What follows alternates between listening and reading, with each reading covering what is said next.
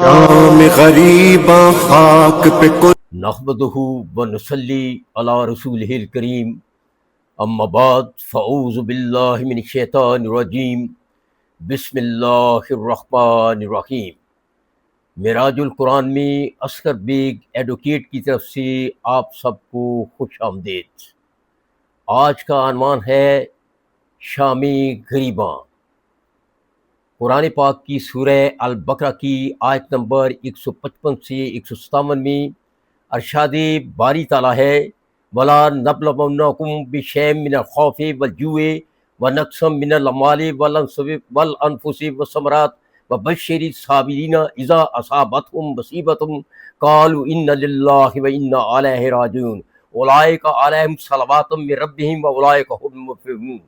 اور تمہیں آزمایا جائے گا بھوک اور خوف کے ڈر سے، مالوں جانوں اور پھلوں کے نقصان سے، اور صبر کرنے والوں کے لیے خوشخبری ہے کہ جب ان پر کوئی مصیبت آتی ہے تو یہی کہتے ہیں یہ اللہ کی طرف سے ہے اور ہم اسی کی طرف جانے والے ہیں۔ یہی وہ لوگ ہیں جن پر اللہ کا درود ہے۔ جب میدان کربلا میں تمام تر جان سارانی اہل بیت اور اہل بیت ایک ایک کر کے شہید ہو گئے، تو حضرت امام حسین علیہ السلام نے میدان کربلا میں جانے کا فیصلہ کیا۔ حضرت زینب سلام اللہ علیہا نے حضرت امام حسین کو امام ضامن باندھا۔ حضرت امام حسین نے کہا، زینب میں علی کا بیٹا ہوں اور تو علی کی بیٹی ہے، میں نے دین کو بچانا ہے، میں نے نبوت کو بچانا ہے، تو امامت بچا لینا۔ حضرت امام حسین بھی میدان کربلا میں جانے سے پہلے ذوالجناح پر سوار ہوئے۔ ذوالجناح پر سوار ہو کر میدان کربلا میں گئے۔ تمام تر جانثارانی اہل بیت کے شہید ہونے کے بعد حضرت امام حسین نے میدان کربلا میں جانے کا فیصلہ کیا۔ حضرت امام حسین ذوالجناح پر سوار ہوئے، میدان کربلا میں گئے۔ علی اکبر کے سینے میں تیر پیوست ہو گیا، وہ شہید ہو گئے۔ شہزادہ قاسم کے جسم کے ٹکڑے ٹکڑے کر دیے گئے، وہ بھی شہید ہو گئے۔ غازی عباس کے بازو قلم ہو گئے، وہ بھی شہید ہو گئے۔ علی اصغر کا گلا کٹ گیا، وہ بھی شہید ہو گئے۔ اور حضرت امام حسین علیہ السلام پر تیروں کی بوچھاڑ کی گئی۔ جب وہ نیچے اتر کر سجدے میں گئے تو ان کا سر یزیدیوں نے قلم کر دیا، وہ بھی شہید ہو گئے۔ جب تمام تر جانثارانی اہل بیت اور اہل بیت شہید ہو گئے تو یزیدیوں نے خیموں پر حملہ کر دیا، خیموں کو آگ لگا دی۔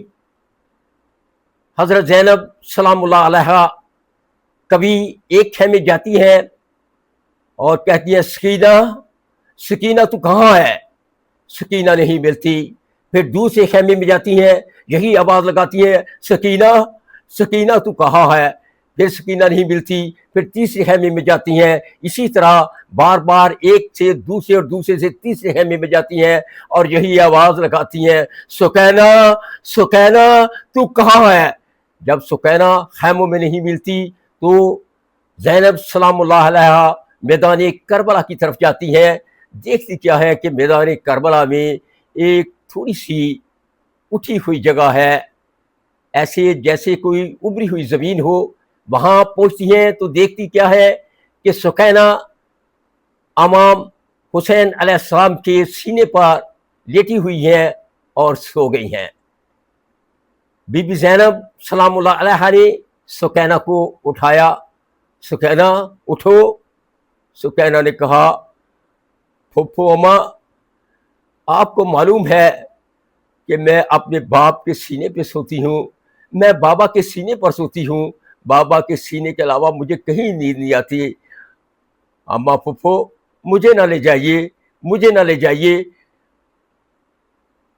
زینب سلام اللہ علیہا بی بی سکینہ کو لے کر خیموں کی طرف آئے. جب خیموں کے قریب پہنچے، خیموں کے قریب پہنچنی تھا کہ ایک یزیدی نے حضرت زینب سلام اللہ علیہا کے سر سے چادر کھینچ لی، اور ایک دوسری یزیدی نے بی بی سکینہ کے کانوں سے بالیاں نوچ لی.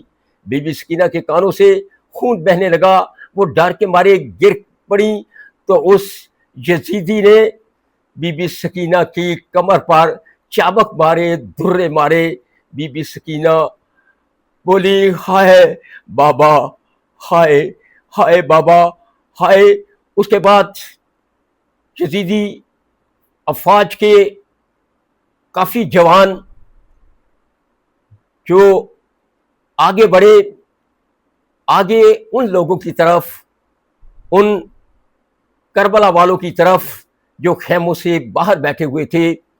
تو ان کا ارادہ یہ تھا کہ ہم امام سجاد کو شہید کر دیں، زین العابدین کو شہید کر دیں. لیکن بی بی زینب سلام اللہ علیہا نے کہا آگے مت بڑھنا، آگے مت بڑھنا.